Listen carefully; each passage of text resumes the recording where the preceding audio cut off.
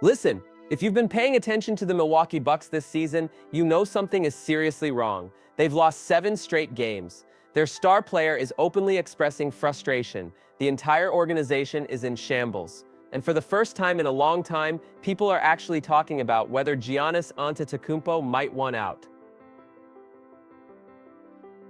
Now, I'm not saying a mid-season trade is happening. It's not. The logistics are a nightmare, the cap space doesn't work, and frankly, it would be risky for Giannis to do it mid-season. But the foundation is being laid for a much bigger conversation next summer. And if you're a Bucks fan, that should terrify you. Let's start with what happened. The Bucks came into this season with some optimism. They had Giannis, they had Damian Lillard, who they traded for to be the secondary star. They had Miles Turner. It seemed like they could at least stay competitive in the Eastern Conference and make some noise in the playoffs. Then reality hit, hard. They lost 7 straight games, getting eliminated from the NBA Cup in the process. This isn't just a rough stretch, this is a complete collapse. And on Friday night against the Knicks in Madison Square Garden, Giannis returned from a 4-game absence with a left adductor strain. He put up 30 points on 10 of 14 shooting, 15 rebounds, and 8 assists in just 28 minutes. And the Bucks still lost 118-109. In the locker room after that game, Giannis said something that should send alarm bells throughout Milwaukee. He said he doesn't remember the last time he lost 7 in a row, 7 straight losses. He also made a comment about missing the Vegas trip for the NBA Cup. "We had the opportunity to go to Vegas twice in a row," he said. "Not going and being able to gamble on 34 red one more time is going to be very tough for me. At the end of the day, I want to win. We've lost 7 in a row. I don't remember the last time I lost 7 in a row." That's not just frustration, that's a man who's genuinely confused about how bad things have gotten. Here's what's really concerning. The biggest disappointment of the Bucks season hasn't been injuries or bad luck. It's been the chemistry between Giannis and Damian Lillard. They've had a full season together now, and things should have improved. Instead, they've gotten worse. Damian Lillard is shooting poorly from deep. He's turning the ball over 2.6 times per game. The defensive schemes are putting a wall in the paint specifically to take away Giannis's easy buckets. When Giannis is on the court, the Bucks have an offensive rating of 123.5, the highest in the NBA. When he's off the court, that number plummets to 102.1, the lowest in the entire league. That's not a drop-off. That's falling off a cliff. Without Giannis, the offense is completely lost. Ryan Rollins has stepped up, averaging 22 points in Giannis's absence, and he's done a solid job, but it's a band-aid on a gaping wound. As Rollins himself said, "A lot of our sets are run through Giannis." You're telling me that after one full season together, Lillard and Giannis still haven't figured it out? That's a massive red flag. Here's the thing about Giannis that everyone needs to understand. Yes, he's been incredibly loyal to Milwaukee. He signed there, he won a championship there, he re-signed multiple times, but his loyalty to winning is bigger than his loyalty to the franchise.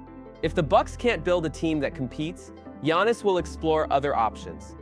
In the offseason, there were already reports that Giannis told ESPN's Shams Charania he was open-minded about his best long-term fit.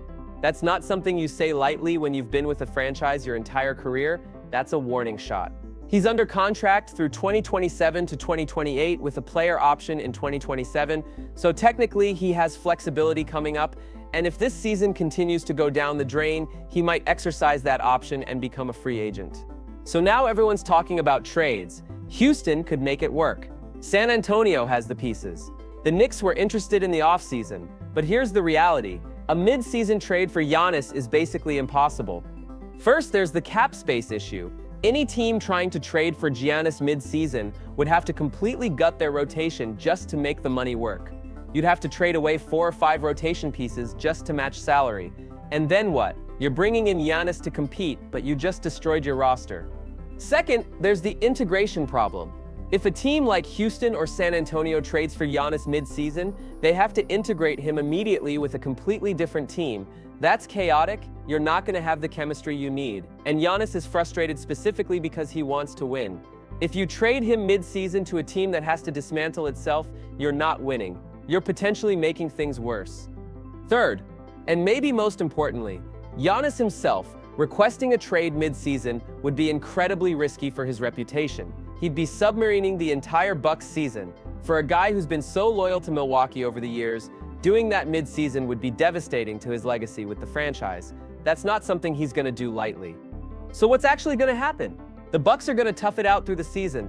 They'll probably win around 42 games, miss out on a high seed, maybe sneak into the playoffs, then they go into the offseason, and that's when things get interesting.